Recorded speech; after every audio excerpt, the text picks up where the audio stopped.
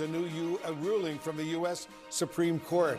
The justices will allow the Trump administration to end deportation protections for 500,000 immigrants from Cuba, Haiti, Nicaragua, and Venezuela. CNN Chief Supreme Court analyst Joan Biskupic joins us now. What more do we know about this, Joan?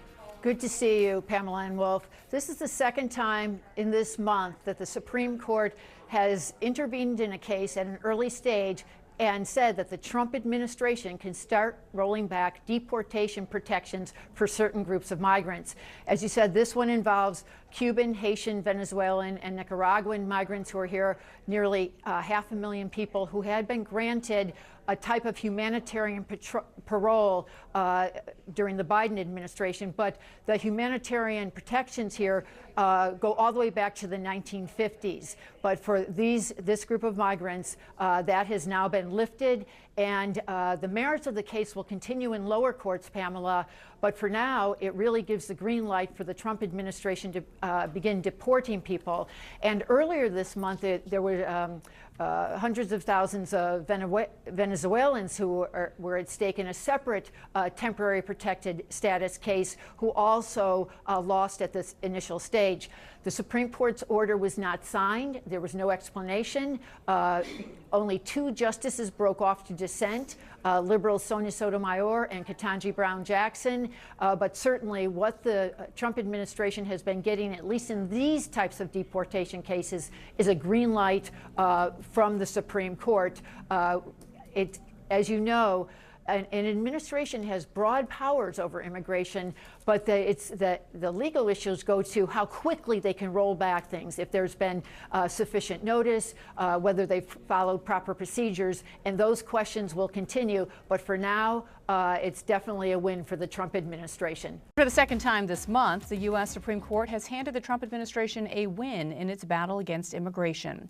Happening a short time ago, the court said it would allow the Trump administration to suspend a Biden-era program that allowed 500,000 immigrants from Cuba, Haiti, Nicaragua, and Venezuela to work and live in the United States temporarily. The White House Deputy Chief of Staff had this to say about the ruling. It is not the job of a district court judge to perform an individual green light or red light on every single policy that the president takes as the head of the executive branch. This is the most litigated issue over the last 10 years. Over the last 10 years, whether or not to deport the foreigners who invaded our country illegally. That is the most litigated issue. You want a democracy in this country? When Americans vote, when they cry out and they beg for a president to come and save them from this invasion, and some district court judge in San Francisco or Manhattan or Los Angeles tries to shut it down and shield these foreigners from deportation. Priscilla Alvarez joins us now live from Washington with the details. So we're talking about 500,000 immigrants here who came to the United States and were accepted under President Biden under the guise of humanitarian parole as their status. Now they're going to lose their work permits, Priscilla. And what does that mean in terms of their status here? Are they going to have to leave immediately?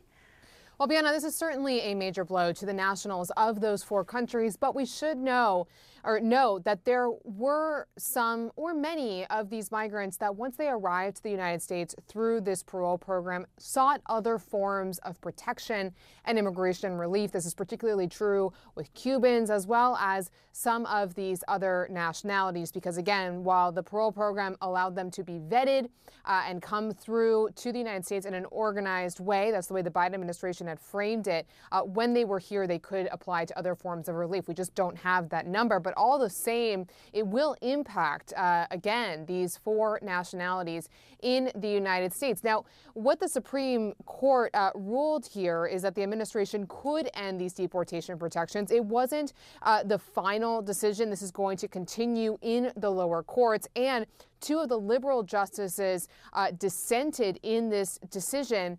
But in addition to that, this has been a program that was the target of Republicans during the Biden administration, because even though this has been an existing authority, this being parole, Republicans argued that former President Joe Biden overreached when he allowed these nationalities to come to the United States via this program, a program or rather an authority that was supposed to be done in a case-by-case basis.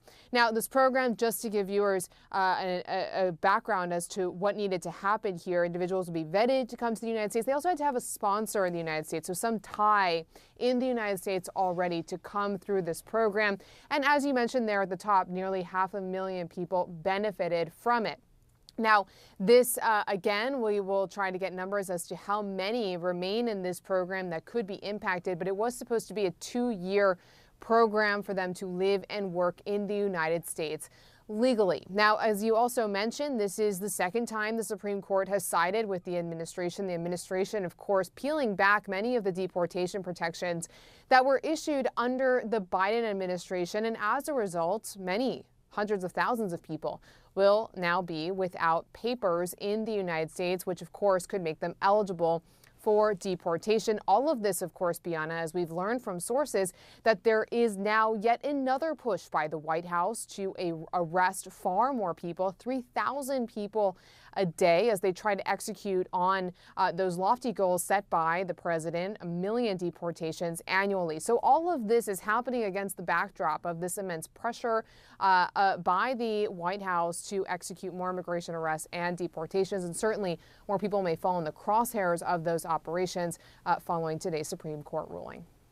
All right, Priscilla Alvarez in Washington for us. Thank you.